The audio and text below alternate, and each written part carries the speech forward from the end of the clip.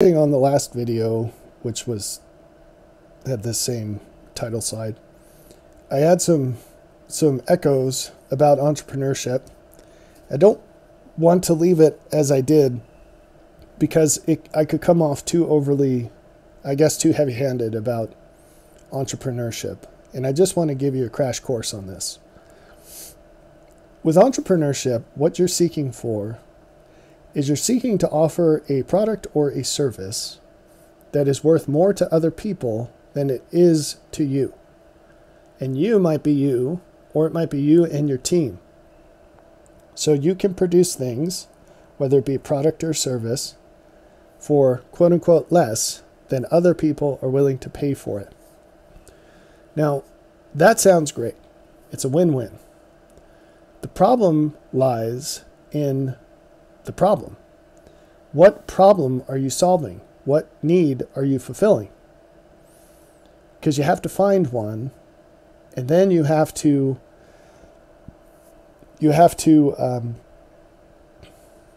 cross what I call the impact feasibility divide. And it turns out this is one of many things that I've independently discovered that people who have far greater accolades and income than me have talked about, but I don't remember what the Harvard Business School version of this is called, but someone got famous with it. But I like my version better, the impact feasibility divide. And basically what this is that the problems that are easy to solve usually don't have a very high impact. And the ones that have a high impact are really difficult to solve. With entrepreneurship, you're really asking yourself, what are you going to do that 8 billion people could not figure out? Now, there are all sorts of little hacks that are like bridges over this impact feasibility divide, where somehow you and or a couple of your teammates can provide something or solve some problem that no one else has. So one of these hacks that's very valuable is looking at your unique resources. Because maybe you grew up in a place that none of those people grew up in, with a set of skills that they don't have. And if you chain together enough of these singularities, which any one of which is not too unique, you know, there are 2 million people who live in Montana, for example. I think that's what we're up to. But if you chain together these things like, how many people who live in Montana are over 6 feet tall and, I don't know, can deadlift twice their body weight or more and know how to type really quickly and can build a chicken coop or something, right? So you chain together all these things about you and your team, and all of a sudden you do have a very unique fingerprint. And then the question is, can you translate that into the solution to a problem that no one else has figured out? And more often than not, by the way, the problem isn't the problem. People are almost always the problem, whether they're on the giving or receiving end. But in the case of the unique attributes of your combined team, maybe your team is the solution to the problem. So you say like, well, I'm trying to build a product that does X, Y, Z. Well, why hasn't it been built? Because the people who are capable of solving that problem have not yet emerged. And maybe you're the people. So anyway, you have to be able to tell this compelling story, or else it's probably not going to work. Now, what I really want to tell you about entrepreneurship is this. It's easy to look at your present employment situation in a large, nasty company and say, this is crazy. I'm surrounded by idiots. I do stupid things, but I'm not stupid. And I'd like to do better things. And surely, with as much dysfunction as I see around me every day, and unnecessary drama and waste, surely I could do something and make at least as much money as I do here. And this is where we get back to injustice. This is what I talked about at the beginning of the other video. And then we sort of went a slightly different direction. Modern companies that are profitable do not tend to be profitable for just reasons. So maybe at the end of the day, the only reason that your company is profitable is because they're doing stock share buybacks on a regular basis. And the whole thing's just a smoke and mirror show. Maybe the only reason you get a paycheck is because the government printed tons of money at a really low interest rate, and it ended up in the hands of investors, and they ended up investing in your company. Or maybe you make a product that sells to such companies. Or maybe you're somehow involved in the military-industrial complex that just got nearly $1 trillion for the latest annual military budget. Maybe you're somewhere in that food chain. Well, guess what? You're not doing anything that matters. You're not actually providing anything that's valuable, but you're getting paid a ton of money to do it. And we could go on and on, adding more work situations into this ecosystem of uselessness. So now you find yourself in that disillusion because you climbed high enough up the tree, or you just have a strong enough heart that it's screaming at you every day that you're wasting your time and there's got to be something better than this. And you say, well, maybe the solution is entrepreneurship. Here's the thing. How are you, in an unjust system, how are you going to generate as much income as you make in an unjust job? Almost all the time, the answer is going to be you can't. That's the bitter pill that you have to swallow.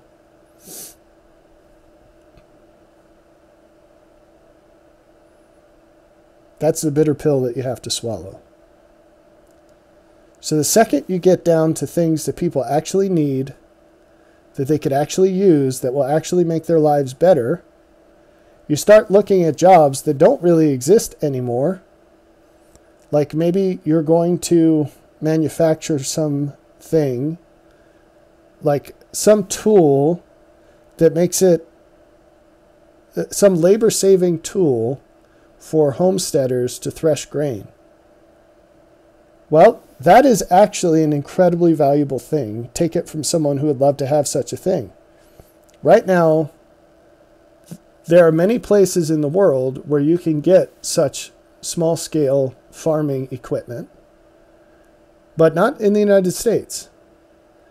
Anything you want to buy that's on the order of that is either tiered towards hand tool and still insanely expensive, like one of those push-behind seed planters. If you want to plant rows of seed and you don't want to bend down 5 billion times, you just set the depth, put on the right disc, and then you walk, and it plants the seed and buries the seed for you. And they cost like $400 or something. And that's probably never going to pay itself back for whatever your application is. And then when you go to the mechanized versions of this, like what can I attach onto a compact tractor, which a compact tractor is something between that ride-on mower that your neighbor has to cut his grass and the full-size tractor you see on a full-size farm, which those are insanely expensive. And a compact tractor is in the middle, and it is also very expensive, but that's what you need for, say, 10 acres of work. Or even if you just have a long driveway and you need to snow blow it or plow it. Anyway, for a homestead, that's basically what you need.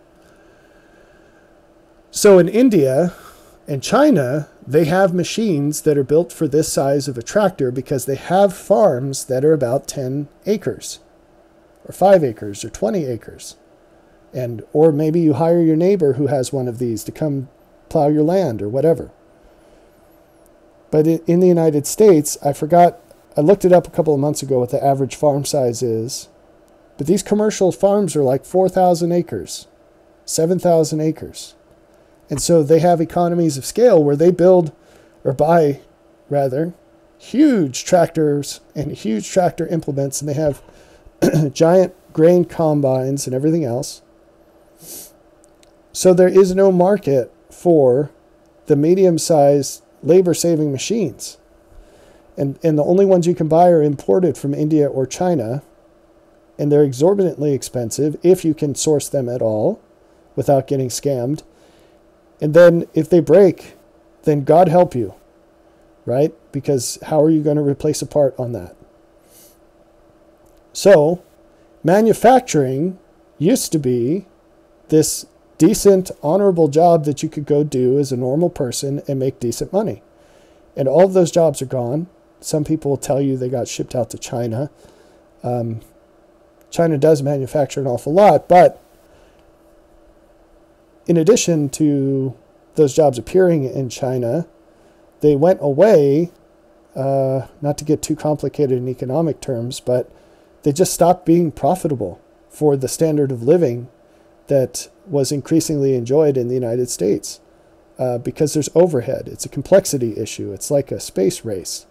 When you go down the road of Babylon, you need cheaper energy and faker money, more and more fake money and cheaper energy, or else the whole thing just explodes. It's a race condition, not race like human race like space race. So the overhead just keeps increasing, and to feed the system, you need more and more energy.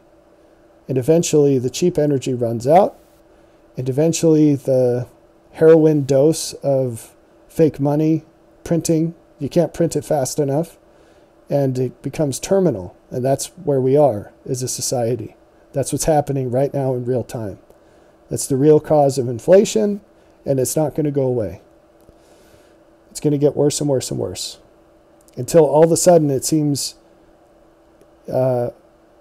very lucrative to grow your own food, because it only takes however many hours out of your life to do, whereas it would take much more in terms of hours of work at your job to earn the money to pay for it from the grocery store, if you can even get it. That's what we're heading to. I promise you it's going to happen. And then in that day, the people that aren't already on land where you can do that are going to not have enough food to eat. So, and that will happen in the United States. So, back to entrepreneurship. So, you can't compare apples to oranges. The reason the big companies are profitable is because they are at the teat of the whore Babylon. And your entrepreneurial gig is not going to be that. See, it's enticing because you think that because you're some whiz-bang engineer or whatever, that you're actually, quote-unquote, worth as much money as you earn. But you're not. It's all funny money. That's just your entrance pass to the trough, where the whore Babylon dumps her milk, and you're just one of the piggies. And maybe your job gets you more of the trough than the other piggies at the trough. Like, you get to eat first, and they just get what spills out or what's left. But when you take that and you try to bring it closer to the real world, it's not going to work, because you have no value in the real world beyond, I should say, comparable value in terms of dollars, right? So when you go out into the real world and you say, okay, what are actual people willing to pay me for what I do? You know, let's stick with your whiz-bang engineer. And I just happen to be talking about things that are near and dear to me. Maybe what you could do is engineer something that I can put on my dang tractor so that I can harvest rye, basically a mini combine that runs on a compact tractor. These do not exist in this country. And the ones I've seen videos of overseas, which you can't get here, they could probably be a lot better than they are. So say you're going to start a business where you design this thing, and then you're going to pair up with people who can manufacture it here in the US. Somehow you're going to have to ship these things across the country, And with that being as crazy as it is, maybe you come up with some really clever way of shipping it yourself, not relying on delivery drivers that are now making $120,000 a year and still going on strike because it's not enough, and getting held up by gunpoint increasingly, exactly as I said they would years ago. But you're going to have your own people deliver it. And you're going to do something else where you can take advantage of that. You can mitigate the delivery cost by taking advantage of that transportation to ship something else. Okay, so we're just spitballing here. Where the heck are you going to find enough people that have to pay you what you have to make to be comparable in any way to what you were making at your fake job at the fake company? You're not going to find them. And where are you going to find the machine shop manufacturing type folks who are going to build these machines for you, who are making anything close to what they're making right now at their fake companies? You're not going to find them. So by and large, your only hope is to find exceptions to the rule.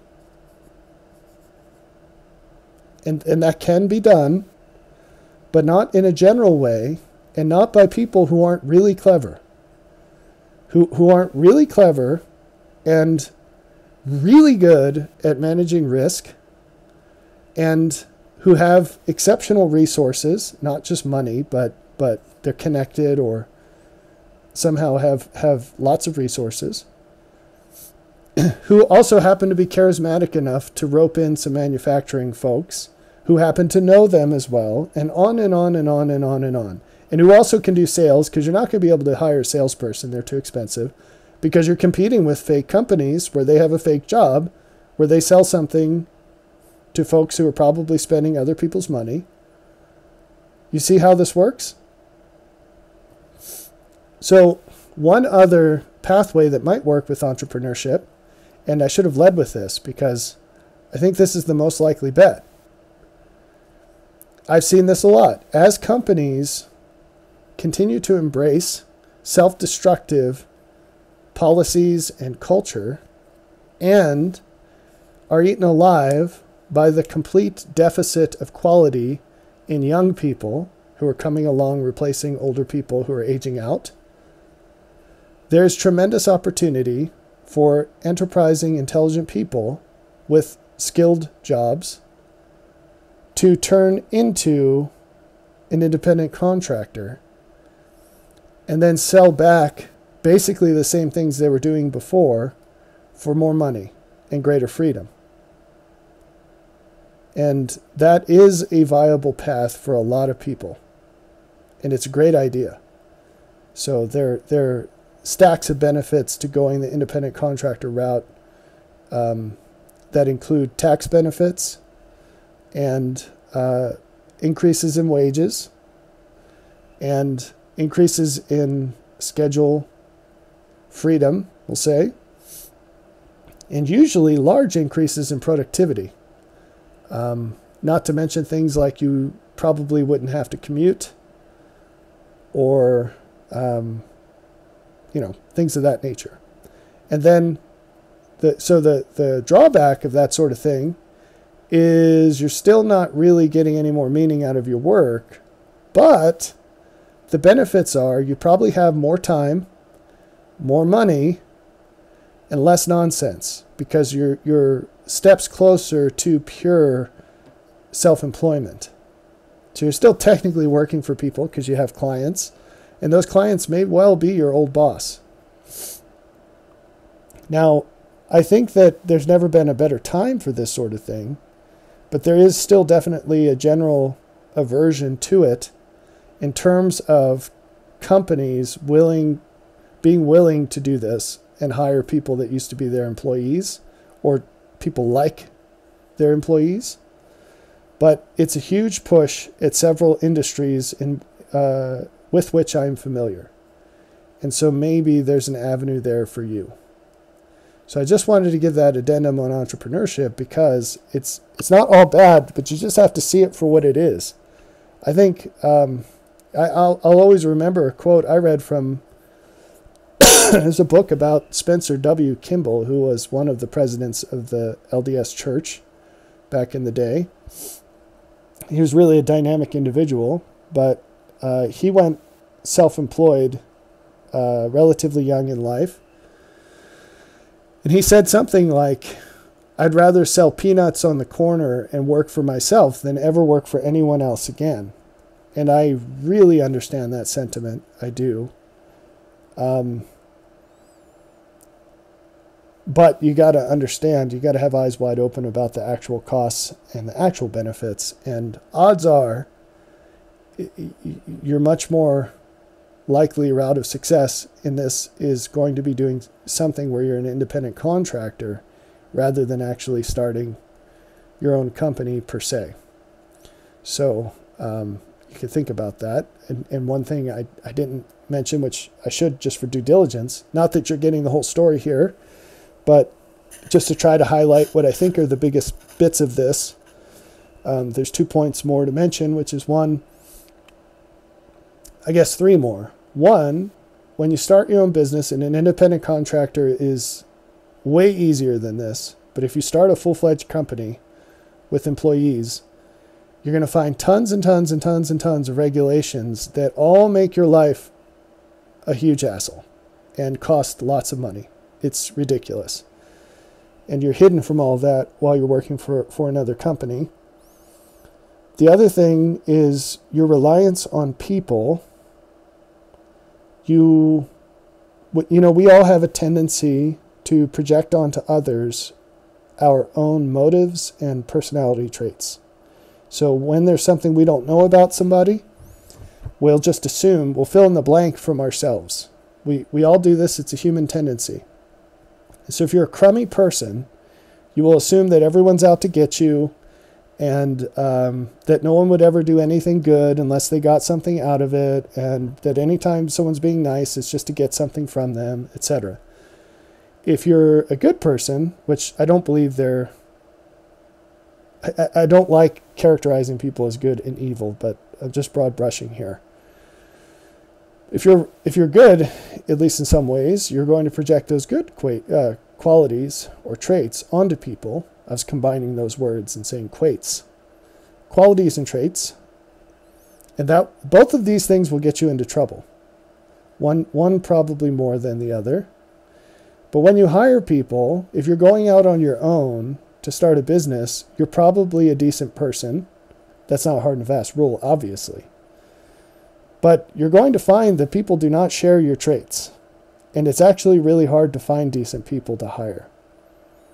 And that's just getting increasingly hard today. So if you go this route, I highly encourage you to do something that you can do yourself, that you don't need help with. And that shrinks the space of possibilities.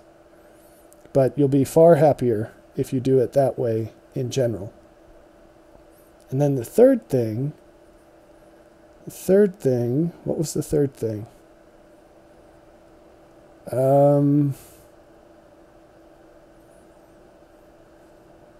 Well, I guess it wasn't all that important. Yep, okay. So those are things to think about if you're going that path. I hope this is helpful.